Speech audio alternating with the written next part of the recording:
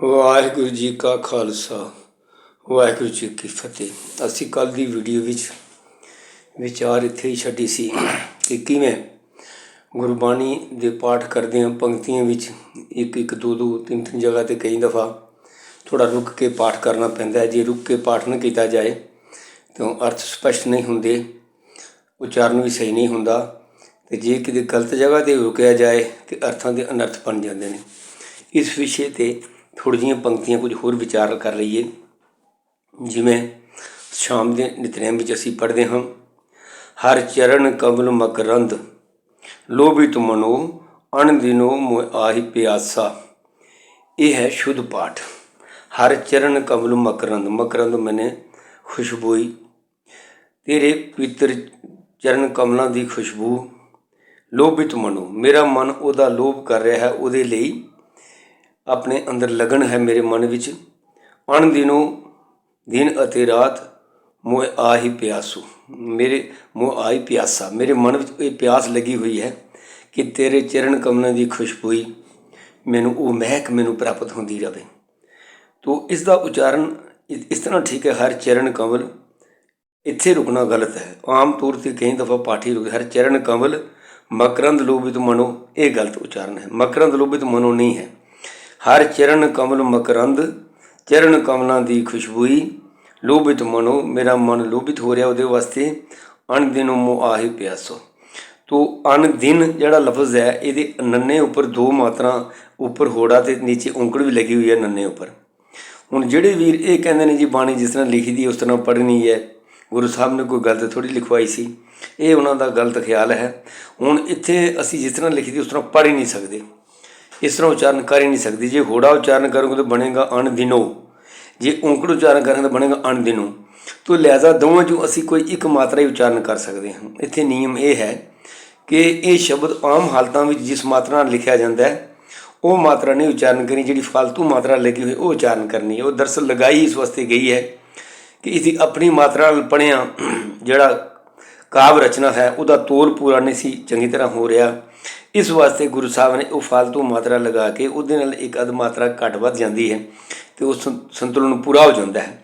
ਅਤੇ ਇੱਥੇ ਅਣ ਦਿਨ ਸਹੀ ਪਾਠ ਹੈ ਔਂਕੜ ਵਾਲਾ, ਇਸ ਲਈ ਹੋੜਾ ਪੜ੍ਹਨਾ ਹੈ। ਅਣ ਦਿਨੋਂ ਮੋਹ ਆਹੀ ਪਿਆਸਾ।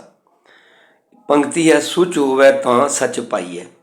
ਇਸ ਪੰਕਤੀ ਨੂੰ ਅਕਸਰ ਪਾਠੀ ਜਨ ਜਾਂ ਕੀਰਤਨੀ ਇਸ ਤਰ੍ਹਾਂ ਪੜ੍ਹਦੇ ਨੇ, ਸੁਚ ਹੋਵੇ ਤਾਂ ਸੱਚ ਪਾਈਏ। ਇਹ ਬੇਸਿਧਾਂਤੇ ਅਰਥ ਨਿਕਲਦੇ ਨੇ। ਸੁਚ ਹੋਵੇ, ਕਾਹਦੀ ਸੁਚ ਹੋਣੀ ਹੈ?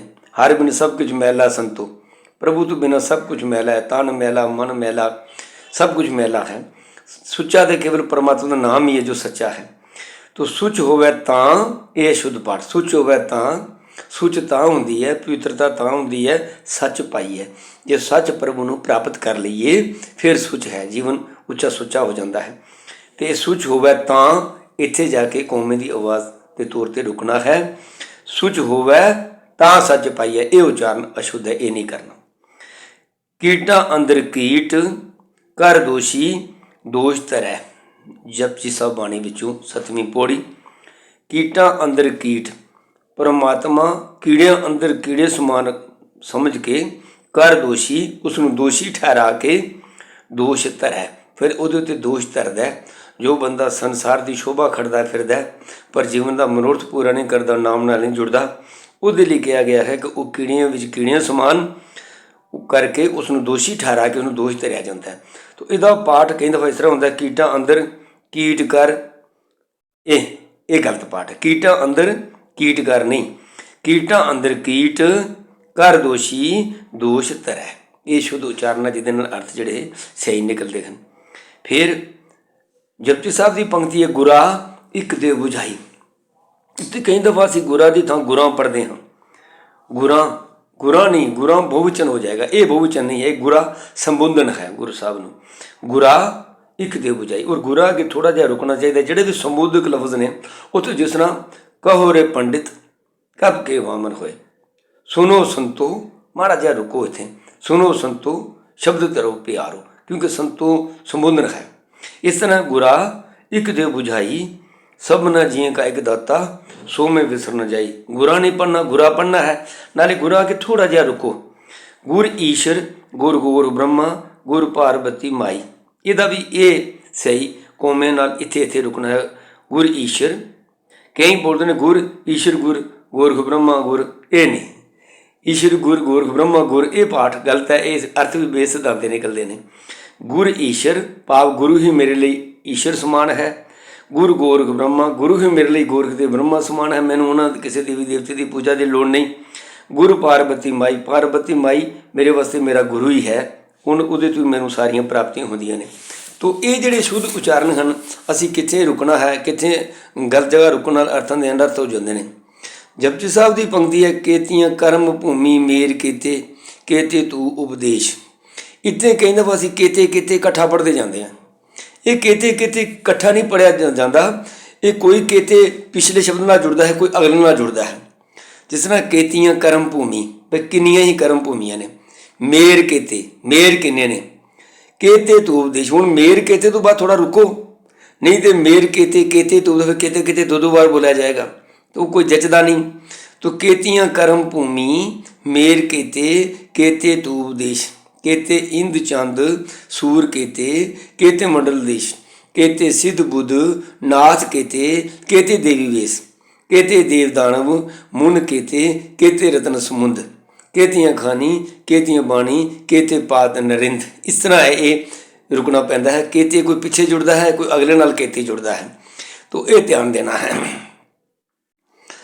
ਗੁਰਬਾਣੀ ਦੇ ਇਹ ਸ਼ੁੱਧ ਉਚਾਰਨ ਵਿੱਚ ਲਈ ਜ਼ਰੂਰਤ ਅਨੁਸਾਰ ਸ਼ਬਦਾਂ ਉੱਤੇ ਬਿੰਦੀ, ਟਿੱਪੀ, ਅਧਿਕ ਕੰਨਾਂ ਅਤੇ ਅੱਖਰਾਂ ਦੇ ਪੈਰ ਵਿੱਚ ਹਾ ਆਦਿ ਦਾ ਉਚਾਰਨ ਕਰਨਾ ਜ਼ਰੂਰੀ ਹੈ, ਕਿਉਂਕਿ ਇਹ ਚੀਜ਼ਾਂ ਗੁਰਬਾਣੀ ਵਿੱਚ ਲੱਗੀਆਂ ਨਹੀਂ ਹੋਈਆਂ। ਗੁਰਬਾਣੀ ਵਿੱਚ ਬਿੰਦੀਆਂ, ਟਿੱਪੀਆਂ, ਅਧਿਕ, ਕੰਨੇ ਅਤੇ ਪੈਰਾਂ ਵਿੱਚ ਹਾਹੇ ਕਈ ਜਗ੍ਹਾ ਲੱਗੇ ਅਤੇ ਕਈ ਜਗ੍ਹਾ ਨਹੀਂ ਲੱਗੇ ਹੋਏ, ਉੱਥੇ ਲਗਾਉਣ ਦੀ ਲੋੜ ਹੁੰਦੀ ਹੈ।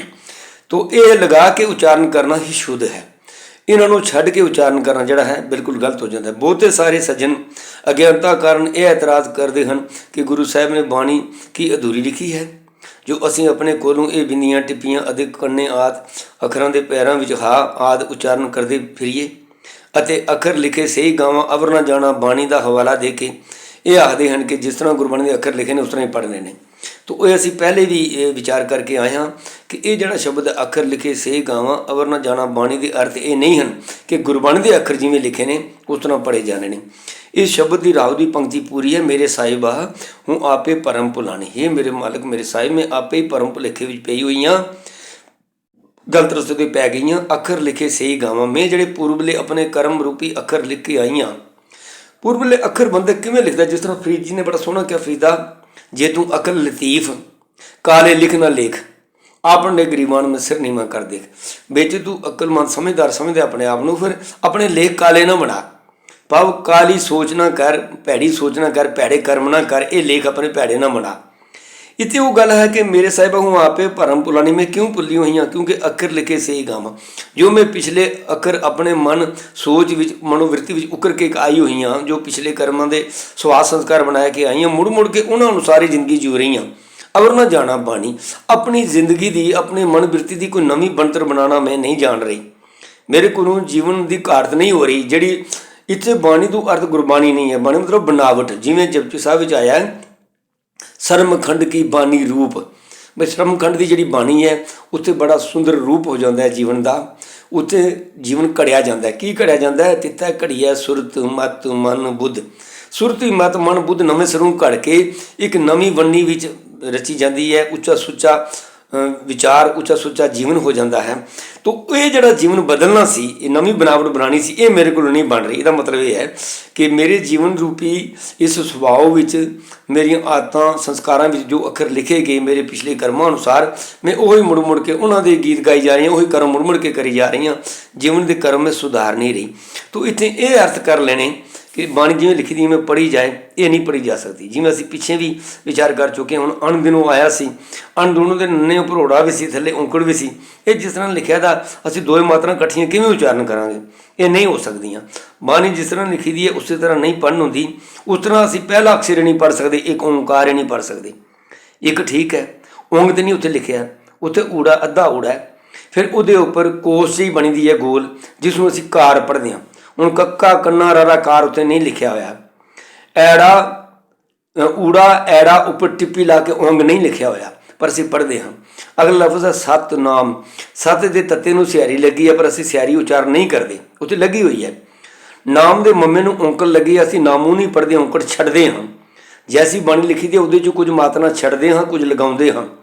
ਹੁਣ ਨਾਮ ਲਫ਼ਜ਼ ਜਿੰਨੇ ਵੀ ਨੇ ਉਹਨਾਂ ਦੇ ਔਕੜ ਨਹੀਂ ਪੜ੍ਹੇ ਜਾਂਦੇ, ਉਹਨਾਂ ਦੇ ਆਖਰੀ ਅੱਖਰ ਦੀਆਂ ਔਕੜ ਅਤੇ ਸਿਆਰੀਆਂ ਨਹੀਂ ਪੜ੍ਹੀ ਜਾਂਦੀਆਂ।